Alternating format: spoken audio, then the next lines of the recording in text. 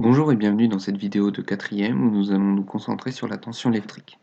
Donc dans cette vidéo, nous allons répondre aux 4 questions suivantes. Qu'est-ce que la tension électrique? Comment la mesure-t-on?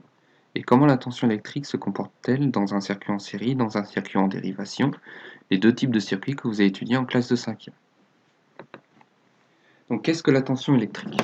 La tension électrique, c'est l'une des deux propriétés scientifiques que vous allez étudier en classe de 4e concernant le chapitre d'électricité. Donc elle se note grand U et son unité est le volt.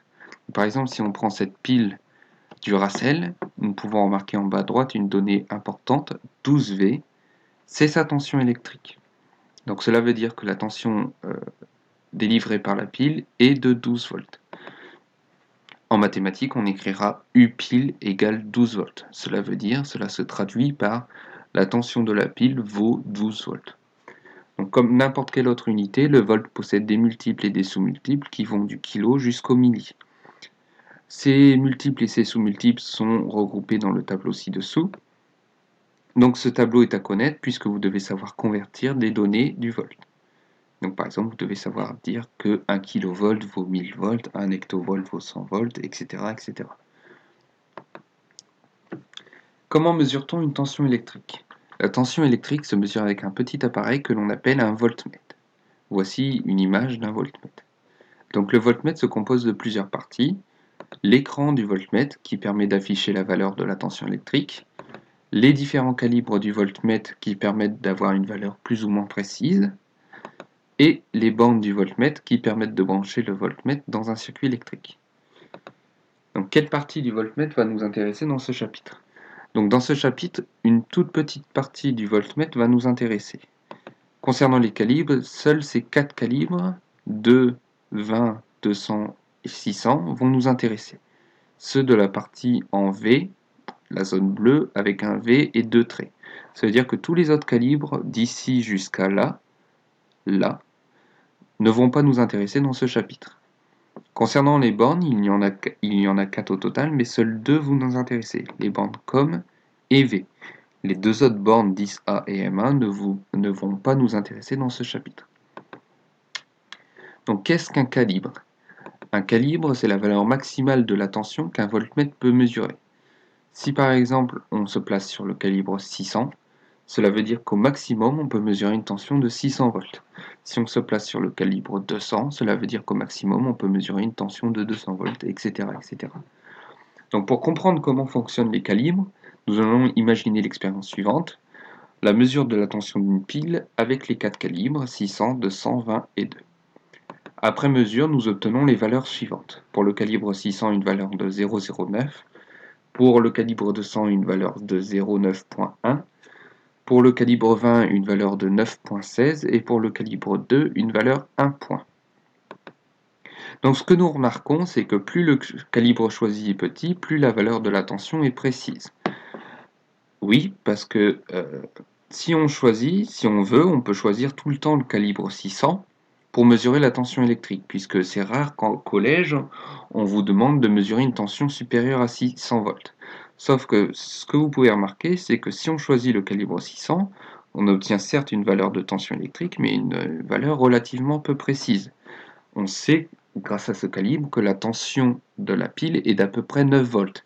Mais si on veut avoir une précision supplémentaire sur cette valeur, il faut forcément descendre de calibre pour avoir une valeur encore plus précise.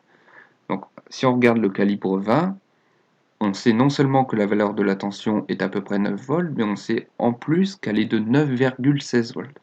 Donc cette valeur est beaucoup plus précise que la valeur 600. Deuxième règle, le calibre doit toujours être supérieur à la valeur de la tension mesurée.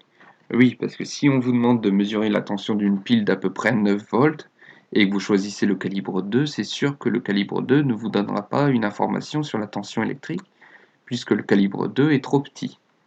Et justement, quand le calibre est trop petit, ce message apparaît, c'est un message d'erreur. Cela veut dire que le calibre choisi est trop petit, vous devez donc choisir un calibre supérieur pour avoir une valeur plus précise. Donc lorsque vous mesurez une valeur de tension électrique, il faut à la fois choisir un calibre assez petit pour avoir une valeur de tension précise, mais à la fois assez grande pour avoir une valeur quand même de tension électrique, parce que si le calibre est trop petit, vous n'avez pas de valeur. Donc généralement, en classe de 4e et même en classe de 3e, le calibre le plus utilisé, c'est le calibre 20. Il est à la fois assez petit pour que la valeur de tension soit précise, et assez grande pour que le message d'erreur n'apparaisse pas. Comment branche-t-on un voltmètre dans un circuit électrique? Donc nous l'avons dit tout à l'heure, on branche un voltmètre grâce aux bornes V et COM. Mais comment se branche-t-il? Le voltmètre se branche toujours aux bornes d'un dipôle, et donc en dérivation.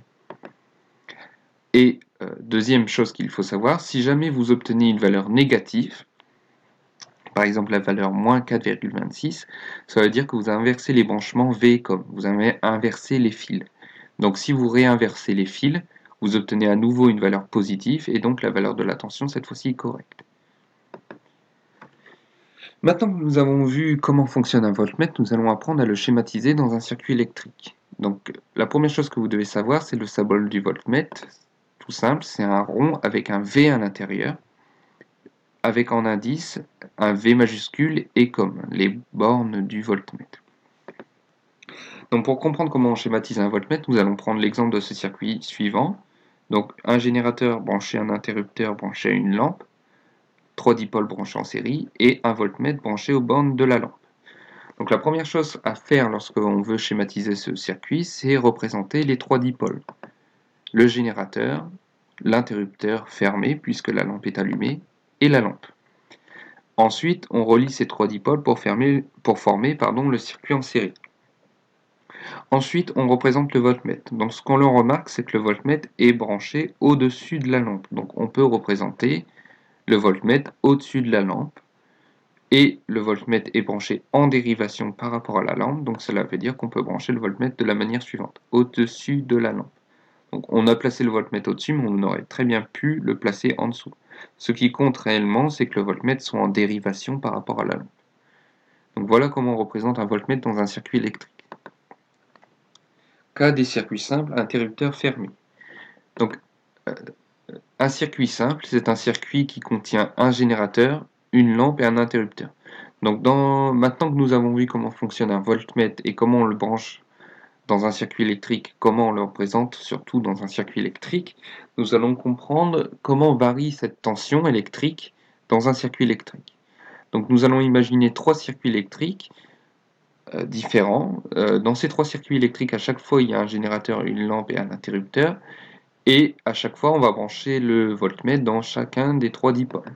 Donc une fois autour de la lampe, une fois aux bornes de l'interrupteur fermé et une fois aux bornes du générateur. Le but est de mesurer la tension aux bornes de ces 3 dipôles.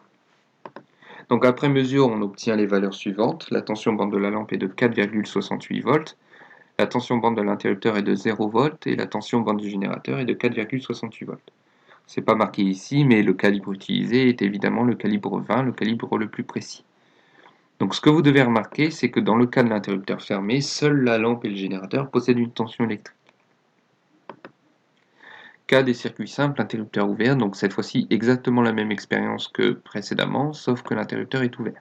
Donc 3 circuits, à chaque fois on va mesurer la tension aux bornes de la lampe, la tension aux bornes de l'interrupteur ouvert et la tension aux bornes du générateur.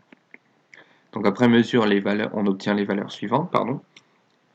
Donc la tension bande de la lampe est de 0 volts, la tension bande de l'interrupteur est de 4,68 volts et la tension bande du générateur est de 4,68 volts. Donc ce que vous devez remarquer, c'est que dans le cas de l'interrupteur ouvert, seul l'interrupteur et le générateur possèdent une tension électrique. Et même aussi, si vous êtes attentif, vous remarquez que dans tous les cas, en fait, le générateur, lui, possède toujours une tension électrique, interrupteur ouvert ou fermé. L'interrupteur, lui, ça dépend si l'interrupteur est ouvert ou fermé, et la lampe, ça dépend aussi si l'interrupteur est ouvert ou fermé. Loi d'additivité de la tension électrique. Donc cette fois-ci, on va imaginer un circuit électrique en série, dans lequel il y a un générateur et 2 lampes, qu'on va appeler L1 et L2, et on va mesurer la tension borne de ces 3 dipôles. Donc la tension borne de la lampe L1, la tension borne de la lampe L2, et la tension borne du générateur. Donc après mesure, nous obtenons les 3 valeurs suivantes. La tension borne de la lampe L1 est de 2,72 volts. La tension borne de la lampe L2 est de 1,96 volts. et la tension bande du générateur est de 4,68 volts. Donc ce que vous devez remarquer, c'est que si on additionne la tension bande de la lampe L1 à la tension aux bandes de la lampe L2, on obtient la tension bande du générateur. Donc 2,72 plus 1,96, ça donne 4,68.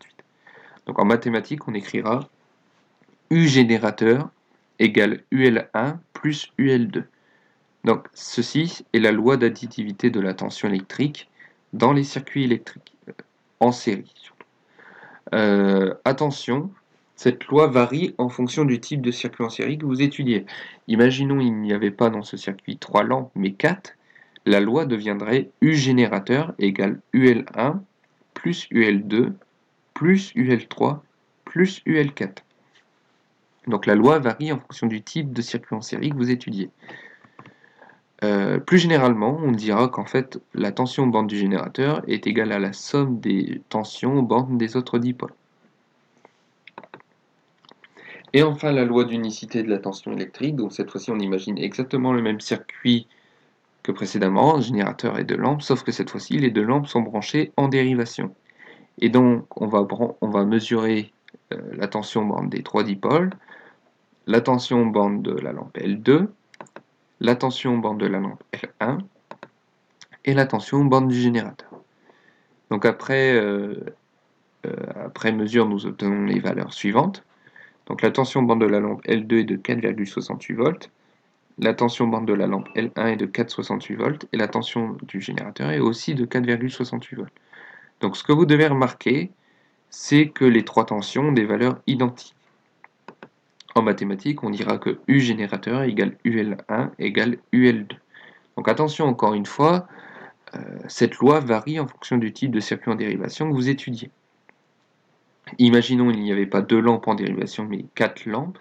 Cette loi deviendrait U générateur égale UL1 égale UL2 égale UL3 égale UL4. Donc cette loi s'appellera la loi d'unicité de la tension électrique dans les circuits en dérivation.